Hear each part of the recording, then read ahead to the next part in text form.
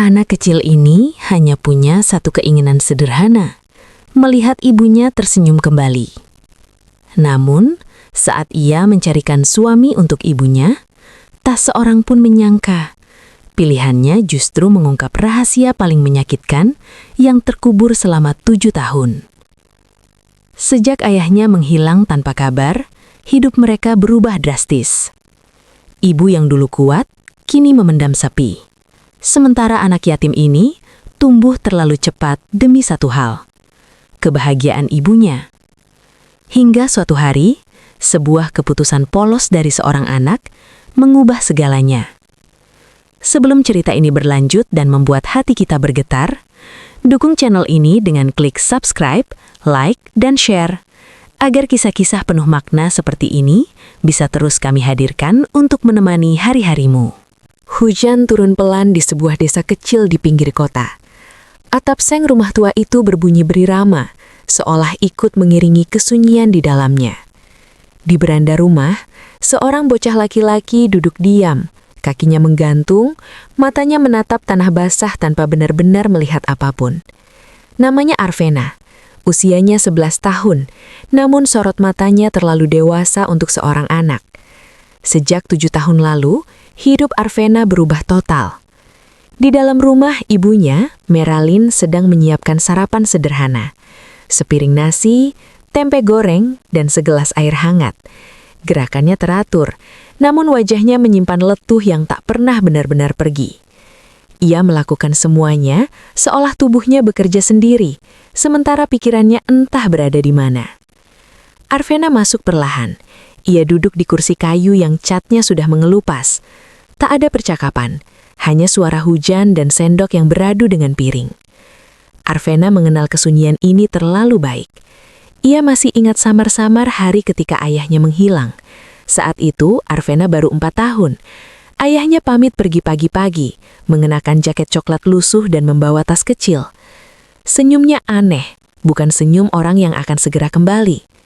Sejak hari itu, ayahnya lenyap. Tak ada kabar, tak ada pesan, bahkan tak ada penjelasan. Meralyn pernah menunggu dengan sabar. Setiap sore, ia duduk di dekat jendela, berharap satu suara langkah kaki muncul. Tapi harapan itu perlahan mengering, meninggalkan luka yang ia sembunyikan rapat-rapat. Arvena tumbuh menyaksikan semua itu. Ia belajar mengikat tali sepatu sendiri, menyiapkan seragam sendiri, dan belajar menahan rindu yang tak pernah terjawab. Tapi satu hal tak pernah bisa ia pelajari. Melihat ibunya bersedih tanpa melakukan apa-apa. "Bu," suara Arvena memecah pagi. Meralyn menoleh. "Kenapa, Nak?" "Ibu capek ya?" Meralyn tersenyum tipis. "Enggak, ibu kuat." Arvena menunduk. Ia tahu itu bukan jawaban jujur. Beberapa hari kemudian, Arvena pulang sekolah dengan langkah lambat. Di tikungan gang, ia melihat sesuatu yang membuat dadanya terasa hangat sekaligus nyeri. Seorang wanita tetangga berjalan sambil menggandeng tangan suaminya. Mereka tertawa kecil, sederhana tapi nyata. Arvena berhenti dan memperhatikan. Dalam kepalanya yang polos, muncul satu pertanyaan polos yang belum pernah ia berani tanyakan. Malam itu di kamar sempit yang hanya diterangi lampu redup, Arvena berbaring di samping ibunya. "Bu," panggilnya pelan. Ibu masih sering sedih ya?" Meralyn terdiam, dadanya naik turun. "Kadang." Arvena menoleh. "Kalau ada orang baik yang temani ibu mau?" Pertanyaan itu membuat Meralyn duduk tegak. "Kamu dengar dari siapa hal begitu?" Arvena menggeleng. "Aku cuma nggak mau ibu sendirian." Air mata Meralyn jatuh tanpa suara. Ia memeluk Arvena erat-erat, seolah takut kehilangan satu-satunya alasan ia bertahan hidup. Malam itu, di balik pelukan hangat ibunya, Arvena membuat tekad yang tak pernah ia ucapkan. Ia akan mencarikan seseorang yang bisa menjaga ibunya. Hari demi hari Arvena mulai mengamati orang-orang di sekitar mereka. Pak Yatma, tukang kayu yang sabar, Om Sagara, penjaga toko kelontong yang ramah. Dalam pikirannya yang polos, ia menilai dari hal-hal sederhana, cara mereka berbicara, cara mereka tersenyum, cara mereka memperlakukan orang lain. Suatu sore, saat membantu ibunya berjualan di depan rumah, Arvena melihat seorang pria berdiri di seberang jalan. Pria itu mengenakan jaket hitam dan topi lusuh. Tatapannya tertuju pada Meralin, lama, dalam, seolah memendam ribuan kata. Saat mata Arvena bertemu dengan mata pria itu, pria tersebut tampak terkejut, wajahnya pucat, lalu ia berbalik dan pergi tergesa-gesa. Jantung Arvena berdebar aneh. "Bu, ibu kenal bapak itu?" tanyanya polos. Meralin menoleh ke arah yang ditunjuk. Seketika tubuhnya kaku, wajahnya pucat, nafasnya tersekat. "Enggak, kamu salah lihat." Jawabnya cepat, terlalu cepat. Namun Arvena melihat jelas, tangan ibunya gemetar dan air mata yang jatuh diam-diam ke pipinya. Saat itu Arvena belum tahu bahwa pria asing itu bukan orang sembarangan. Ia adalah bagian dari masa lalu yang seharusnya telah terkubur. Dan tanpa sadar, langkah kecil Arvena sedang menuntun mereka menuju pertemuan yang akan mengubah hidup mereka selamanya. Sejak sore itu, bayangan pria berjaket hitam tak pernah benar-benar pergi dari pikiran Arvena. Setiap kali ia memejamkan mata, wajah asing itu muncul kembali. Tatapan yang bukan sekadar penasaran, melainkan seperti seseorang yang sedang menahan rindu bertahun-tahun. Arvena memperhatikan ibunya semakin sering melamun. Meralin menjadi lebih pendiam dari biasanya. Saat memasak, ia beberapa kali menjatuhkan sendok. Saat berbicara dengan tetangga, senyumnya cepat pudar. Dan setiap kali Arvena menyinggung soal pasar atau orang-orang yang mereka temui, Meralin selalu mengalihkan pembicaraan. Ada rahasia di antara mereka. Arvena bisa merasakannya. Suatu pagi, Arvena membantu ibunya menyapu halaman. Matahari baru naik, udara masih dingin. "Bu," Arvena membuka suara. "Kalau ibu nikah lagi, aku nggak keberatan?" Sapu di tangan Meralin berhenti bergerak. "Kamu masih kecil," jawab Meralin pelan. "Jangan mikirin hal begitu." "Tapi aku mikirin ibu," sahut Arvena cepat. "Aku nggak mau ibu sedih terus." Meralin menunduk, tangannya bergetar. "Ibu sudah cukup bahagia sama kamu." Arvena tersenyum kecil. Tapi di dalam dadanya, ia tahu jawaban itu tak sepenuhnya benar. Di sekolah, Arvena semakin sering melamun. Di tengah pelajaran, pikirannya melayang. Hingga saat jam istirahat, ia melihat seseorang berdiri di depan gerbang sekolah. Pria itu, jaket hitam, topi lusuh. Arvena tercekak. Pria itu berdiri agak jauh, seolah ragu melangkah masuk. Tatapannya menyapu halaman sekolah, lalu berhenti tepat pada arah Arvena. Untuk sesaat, waktu seperti berhenti. Pria itu tersenyum tipis, senyum yang aneh, hangat tapi penuh beban.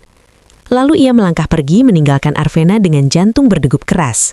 Sepulang sekolah, Arvena berjalan lebih cepat dari biasanya. Pikirannya kacau. Ia ingin bercerita, tapi tak tahu bagaimana memulainya. Sesampainya di rumah, Meralin sedang duduk di kursi dekat jendela. Tangannya menggenggam ponsel lama. Layarnya mati. "Bu," kata Arvena pelan. "Aku lihat bapak itu lagi." Meralin menoleh.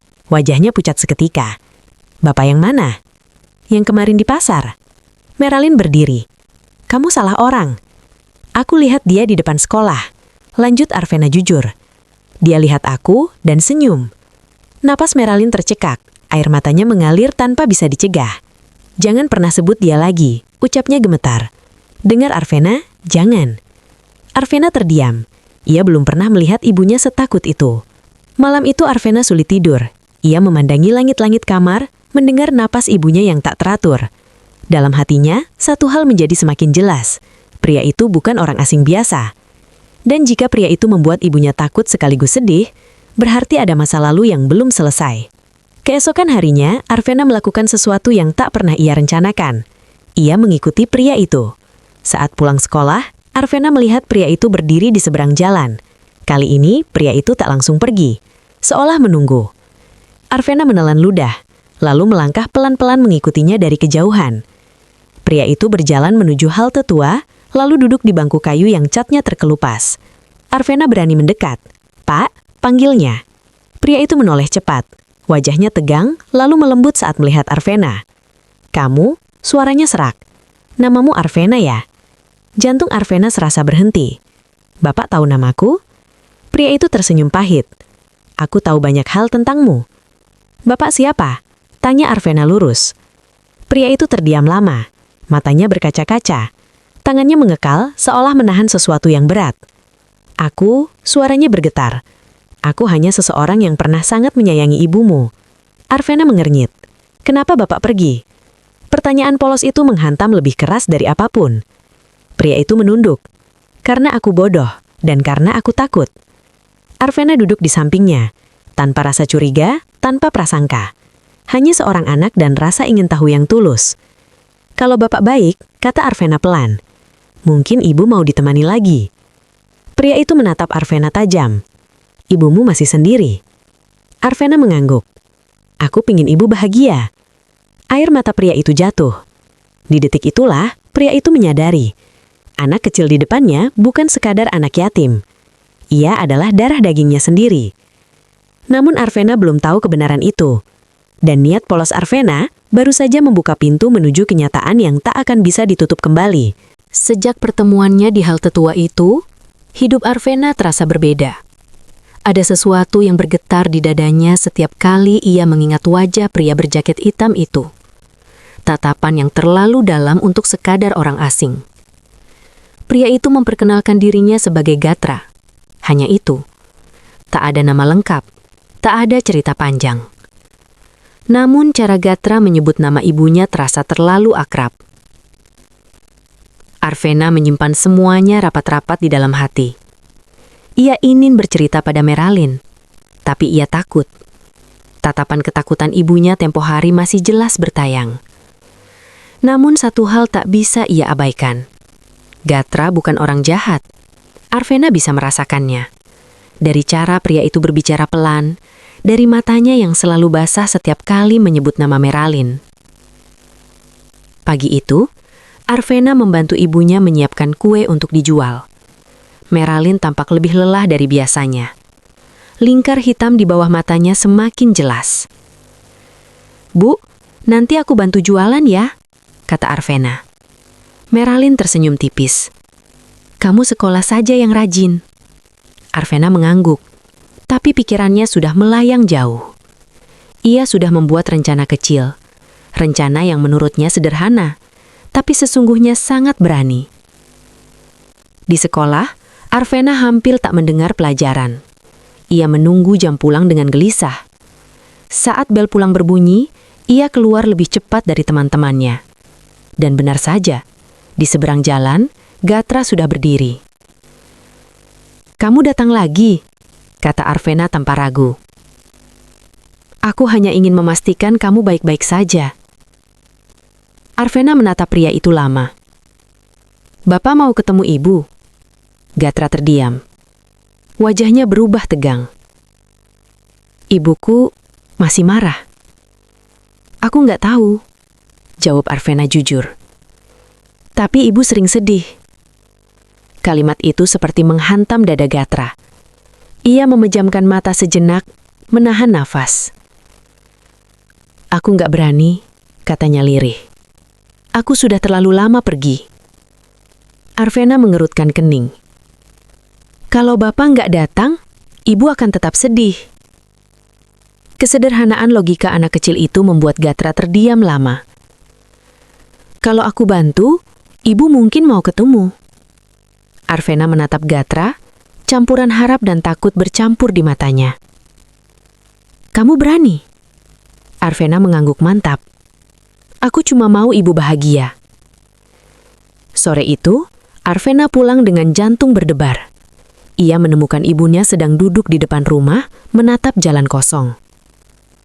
"Bu, besok kita ke pasar lagi ya?" Meralin menoleh. "Biasanya kamu nggak suka ikut." "Aku mau temani Ibu," jawab Arvena cepat. Meralin tersenyum tipis. "Baiklah." Namun Meralin tak tahu, pasar itu hanyalah alasan. Keesokan harinya, langit cerah.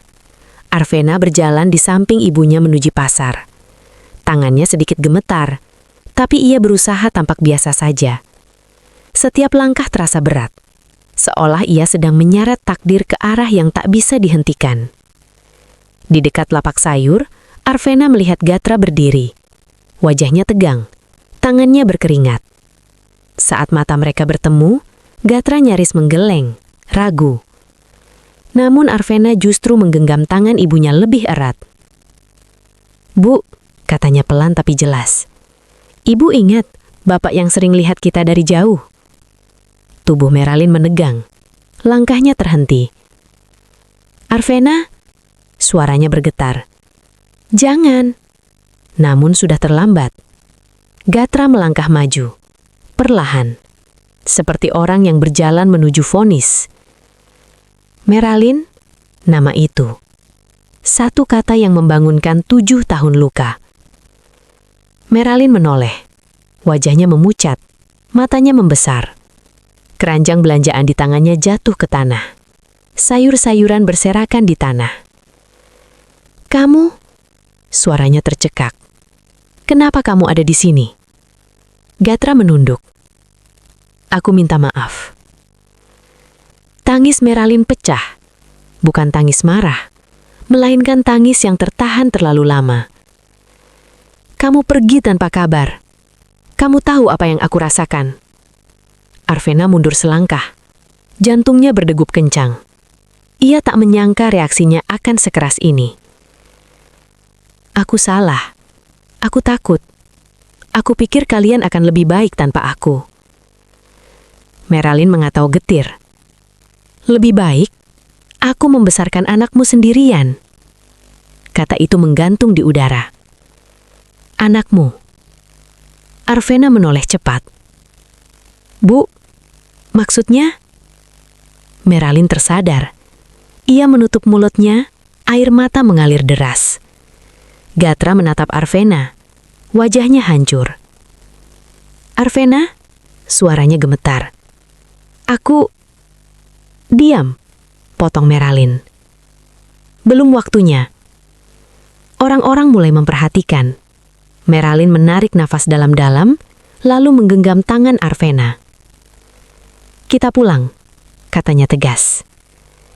Arvena menoleh ke Gatra. Matanya penuh kebingungan dan rasa takut. Pak, nanti Bapak datang lagi. Gatra mengangguk pelan. Kalau ibu kamu izinkan? Meralin tak menjawab. Ia berjalan cepat menarik Arvena menjauh. Di sepanjang jalan pulang, tak ada satu kata pun terucap. Namun di dalam hati Arvena, dunia yang ia kenal baru saja runtuh dan dibangun ulang dalam bentuk yang sama sekali asing. Malam itu, Meralin duduk di kamar menatap foto lama yang selama ini ia sembunyikan. Foto seorang pria muda menggendong anak kecil. Air matanya jatuh satu persatu. Di luar kamar, Arvena duduk memeluk lutut. Pikirannya kacau. Ia hanya ingin mencarikan suami untuk ibunya. Namun yang ia temukan adalah ayah kandung yang hilang selama 7 tahun. Malam turun dengan sunyi yang menekan. Rumah kecil itu terasa lebih sempit dari biasanya, seolah dinding-dindingnya ikut mendengar ketegangan yang tak terucap. Arvena duduk di tepi ranjang, menatap pintu kamar ibunya yang tertutup sejak mereka pulang dari pasar. Ia tak berani mengetuk. Di dalam kamar, Meralin memeluk foto lama itu erat-erat. Foto yang selama 7 tahun ia simpan di dasar lemari, dibungkus kain lusuh. Foto yang selalu ia hindari, namun tak pernah benar-benar bisa ia buang. Gatra tersenyum di sana. Senyum yang dulu ia percaya sepenuh hati. Air mata Meralin jatuh tanpa suara. Ia mengingat hari ketika Gatra pergi. Bukan tanpa alasan, bukan pula karena cinta yang padam. Saat itu Gatra terjerat masalah besar. Utang yang menumpuk, ancaman dari orang-orang yang tak segan menyakiti. Ia memilih pergi, berpikir jarak akan melindungi Meralin dan anak yang bahkan belum sempat ia peluk lama. Namun kepergiannya menjadi luka yang terlalu mahal. Ketukan kecil terdengar di pintu. Ibu, suara Arvena bergetar. Aku boleh masuk? Meralin mengusap air matanya, menyimpan foto itu kembali. Masuk. Arvena melangkah pelan, wajahnya penuh kebingungan dan rasa takut yang tak bisa ia sembunyikan. Ibu bohong sama aku? Tanyanya langsung. Pertanyaan itu menghantam lebih keras dari tamparan manapun. Meralin duduk di tepi ranjang, menarik Arvena ke dalam pelukannya. Ibu cuma belum siap. Bapak itu ayahku. Arvena menatap lurus, matanya berkaca-kaca. Meralin mengangguk pelan, tangisnya pecah. Arvena terdiam lama, tak ada teriakan, tak ada kemarahan. Hanya keheningin yang penuh dengan ribuan pertanyaan tak terjawab. "Kenapa ayah pergi?" Akhirnya Arvena bertanya. Meralin menarik napas panjang. Karena dia takut, dan karena ibu terlalu lelah untuk mengejarnya. Di luar rumah, bayangan seseorang berdiri ragu di bawah lampu jalan. Gatra. Ia datang, namun tak berani mengetuk. Ia mendengar suara tangis dari dalam, dan itu sudah cukup untuk menghukumnya. Pagi harinya, Gatra akhirnya memberanikan diri datang. Ketukannya pelan, hampir seperti permohonan maaf. Meralin membuka pintu.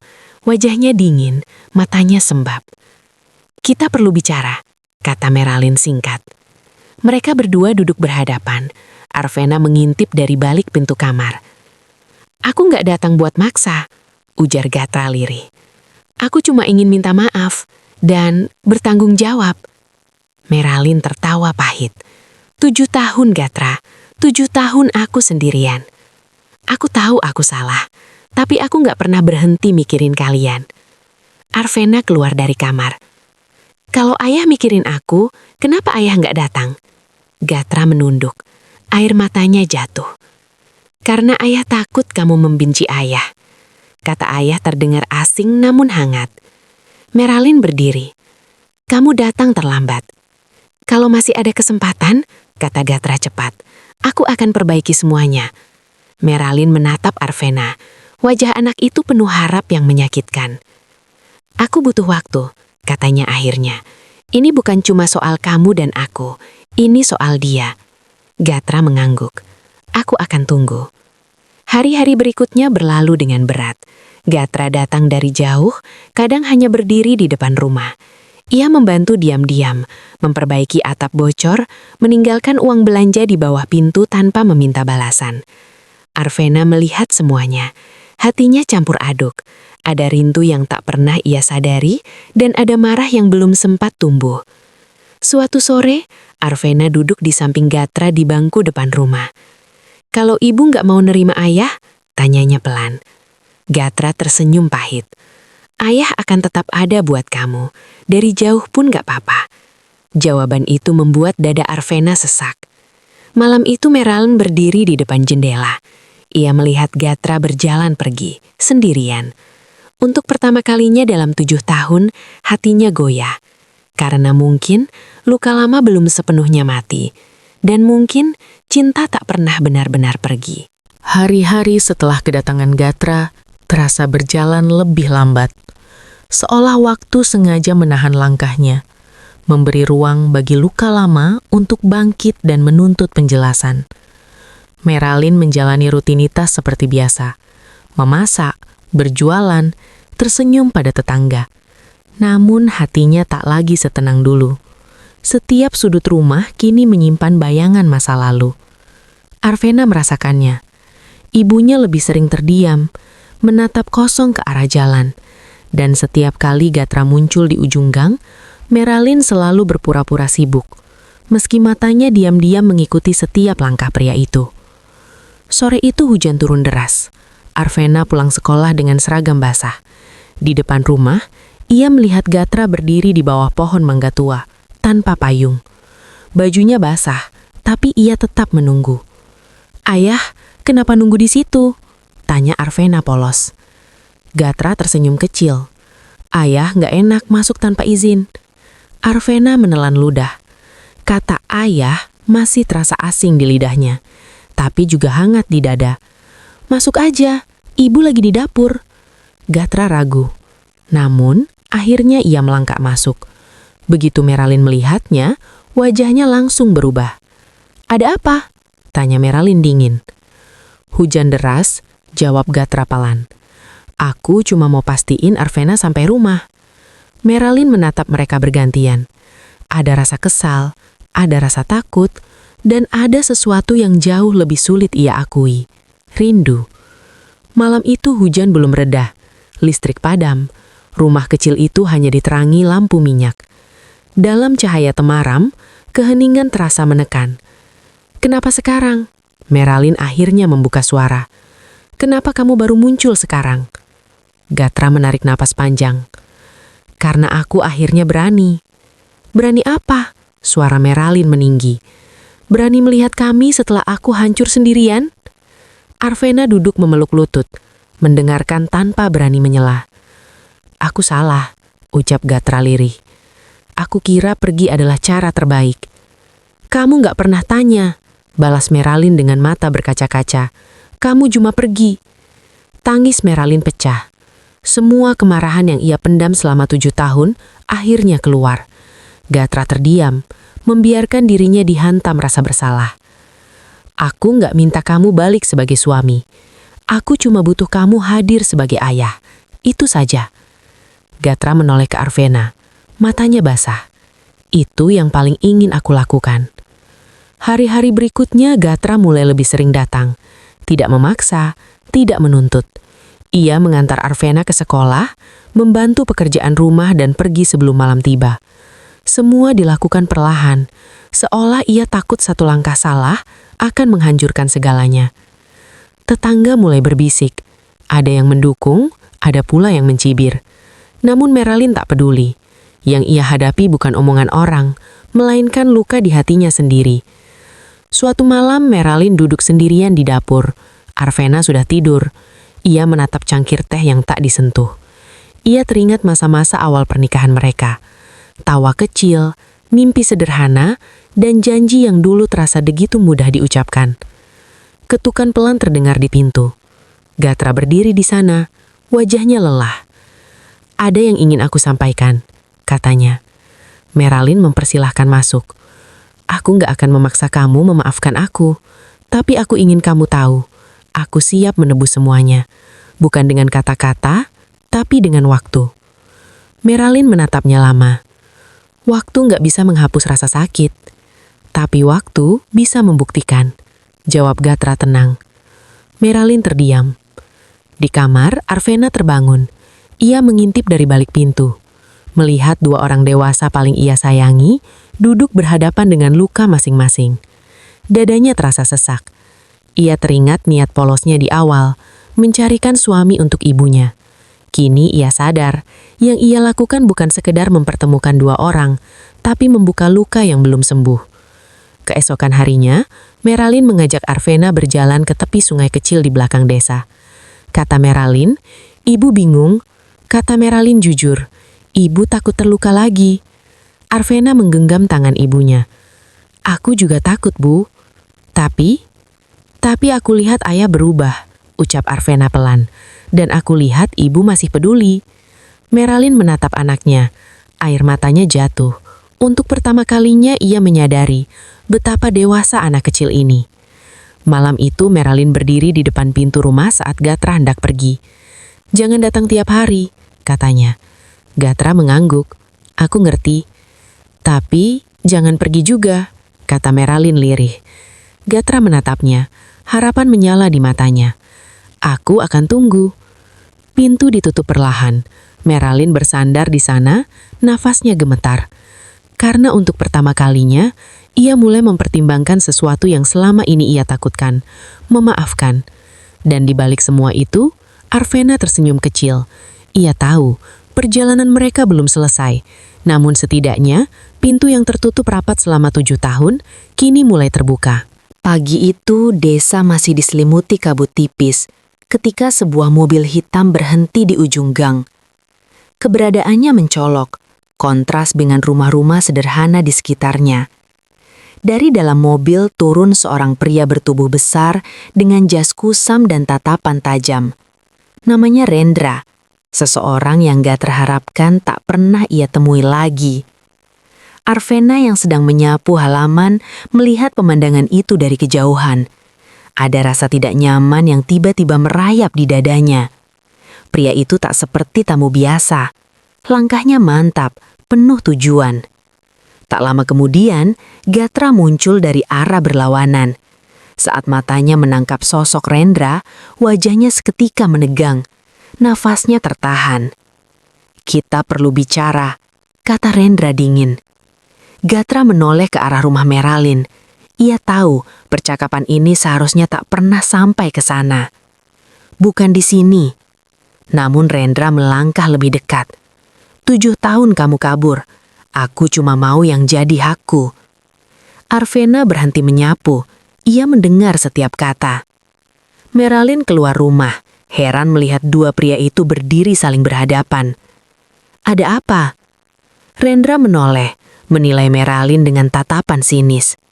Oh, jadi ini keluarga yang kamu lindungi. Gatra segera berdiri di depan Meralin dan Arvena. Masalah ini urusanku. Rendra tertawa kecil. Utangmu belum lunas, Gatra, dan sekarang kamu punya sesuatu yang bisa aku sentuh. Kata-kata itu membuat Meralin pucat. Pergi, kata Meralin tegas. Kami nggak punya urusan denganmu. Rendra mendengus. Belum tentu. Hari itu, ketenangan rumah kecil mereka hancur. Gatra akhirnya mengakui semuanya pada Meralin. Tentang utang lama, tentang ancaman, tentang alasan sebenarnya ia menghilang 7 tahun lalu. Aku pergi karena aku nggak mau kalian kena dampaknya, ujar Gatra dengan suara berat. Aku pikir aku bisa menyelesaikan semuanya sendiri. Meralin menutup wajahnya, luka lama kembali terbuka. Dan sekarang masalah itu kembali. Gatra mengangguk. Arvena mendengar dari balik pintu, tangannya gemetar. Ia merasa bersalah, seolah keputusannya mempertemukan mereka telah membawa bahaya. Malam itu, Gatra berdiri di depan rumah. Aku harus pergi lagi, katanya pelan, sampai semuanya selesai. Arvena berlari memeluknya. Jangan pergi lagi. Gatra menahan air mata. Kali ini berbeda, aku janji akan kembali. Meralin terdiam lama, lalu berkata, pergi bukan solusi. Kata-kata itu mengejutkan Gatra. Kita hadapi bersama. Lanjut Meralin. Aku nggak mau Arvena kehilangan ayahnya 2 kali. Rendra tak menyerah. Keesokan harinya, ancaman lebih nyata diberikan. Kios kecil tempat Meralin biasa berjualan dirusak orang tak dikenal. Pesannya jelas. Arvena menangis malam itu. Ini salah aku. Meralin memeluknya erat. Bukan salah kamu. Gatra akhirnya mengambil keputusan. Ia mendatangi Rendra sendirian, berjanji melunasi semuanya dengan cara apapun. Namun sebelum pergi, ia meninggalkan sepucuk surat di bawah bantal Arvena. Maafkan ayah, apapun yang terjadi, ingatlah bahwa ayah mencintaimu. Saat Meralin menemukan surat itu, dadanya serasa runtuh. Ia sadar, jika ia diam saja, ia bisa kehilangan Gatra untuk selamanya. Dan untuk pertama kalinya, Meralin memilih bukan rasa takut, melainkan keberanian. Malam itu, angin berhembus dingin, seolah membawa firasat buruk. Meralin duduk di tepi ranjang Arvena, menatap wajah anaknya yang terlelap. Surat dari Gatra masih tergenggam di tangannya, kusut oleh air mata. Ia tak bisa menunggu. Dengan hati berdebar, Meralin menitipkan Arvena pada Burini, tetangga sebelah, lalu menyusuri jalan gelap menuju tempat yang disebutkan dalam ingatannya. Gudang tua di pinggir kota. Tempat yang dulu pernah Gatra ceritakan samar-samar. Tempat di mana kesalahan masa lalu bermula. Di sana, lampu redup menyala. Rendra berdiri di tengah ruangan. Wajahnya penuh kemenangan. Di sudut gudang, Gatra duduk dengan tangan terikat. Wajahnya lebam, namun tatapannya tetap tenang. Kamu datang juga, ujar Rendra saat melihat Meralin. Bagus, sekarang kita lengkap. Lepaskan dia, kata Meralin tegas, meski lututnya gemetar. Masalah ini bukan tentang kami. Rendra tertawa. Justru tentang kalian. Dia berutang dan dia memilih kabur demi kalian. Gatra menoleh. Meralin, pulang. Ini bukan tempatmu. Meralin menggeleng. Aku sudah terlalu lama diam. Rendra mengeluarkan berkas lusuh. Utangnya bisa lunas dengan satu syarat. Apapun, sahut Gatra cepat. Rendra menatap Meralin. Kamu tanda tangan, rumah itu jadi jaminan. Meralin terdiam. Rumah kecil itu adalah satu-satunya yang ia miliki. Satu-satunya tempat aman bagi Arvena. Tanpa ragu, Meralin mengambil pena. "Jangan!" teriak Gatra. "Itu hidup kalian." Meralin menatapnya. Air mata mengalir. "Dan kamu bagian dari hidup kami." Pena menyentuh kertas. Saat itu juga, suara sirene meraung memecah malam. Lampu biru merah menyala dari kejauhan. Rendra tersentak, wajahnya berubah panik. "Apa yang kamu lakukan?" bentaknya. Gatra tersenyum lemah. "Aku nggak datang sendirian." Sejak awal, Gatra telah melapor, mengakui kesalahannya, membuka semua bukti, menyerahkan diri, demi mengakhiri semuanya dengan cara yang benar. Polisi masuk. Rendra diborgol. Gudang itu berubah kacau. Gatra dibebaskan dari ikatan. Namun ia tak mencoba kabur. Ia justru melangkah maju, mengulurkan tangannya pada petugas. "Aku siap bertanggung jawab." Meralin menahan tangis. "Kamu nggak harus," potong Gatra lembut. "Aku harus. Kalau aku ingin benar-benar kembali, aku harus bersih." Beberapa hari kemudian, kabar menyebar cepat. Rendra ditahan. Kasus lama dibuka kembali. Gatra dinyatakan bersalah atas kelalaian masa lalu. Namun karena kerjasama dan bukti ancaman, hukumannya diringankan. Tetap saja, ia harus menjalani hukuman. Di ruang kunjungan, Arvena berdiri di balik kaca pembatas. Matanya merah. "Maaf," kata Gatra dengan suara bergetar. "Ayah pergi lagi." Arvena menggeleng keras. "Enggak, ayah cuma lagi berjuang." Kata-kata itu membuat Gatra menangis. Meralin menggenggam tangan Arvena. "Kami akan menunggu." Untuk pertama kalinya, Gatra pergi bukan sebagai pengecut, melainkan sebagai seorang ayah. Hari-hari berlalu. Rumah kecil itu tetap berdiri. Meski sederhana, kini di dalamnya ada kejujuran dan harapan. Arvena menempelkan kalender di dinding. Ia menandai hari-hari dengan spidol merah. "Hari ayah pulang," bisiknya setiap malam. Dan di kejauhan, di balik jeruji, Gatra memejamkan mata dengan satu doa. Semoga penebusan ini cukup untuk mengembalikan keluarganya. Pagi itu, matahari terbit lebih cerah dari biasanya. Udara desa terasa ringan, seolah ikut merayakan sesuatu yang telah lama dinantikan. Arvena berdiri di depan rumah, menatap kalender di dinding. Hari yang ia lingkari dengan spidol merah akhirnya tiba. Hari ayah pulang. Meralin memperhatikan anaknya dari kejauhan. Wajah Arvena berseri, namun matanya menyimpan kegugupan yang sulit disembunyikan. Selama berbulan-bulan, mereka hidup dalam penantian. Penantian yang mengajarkan sabar, ikhlas, dan harapan. Deru motor terdengar dari ujung gang. Arvena menahan nafas. Sosok itu muncul perlahan. Lebih kurus, lebih tenang, namun dengan tatapan yang jauh lebih jujur.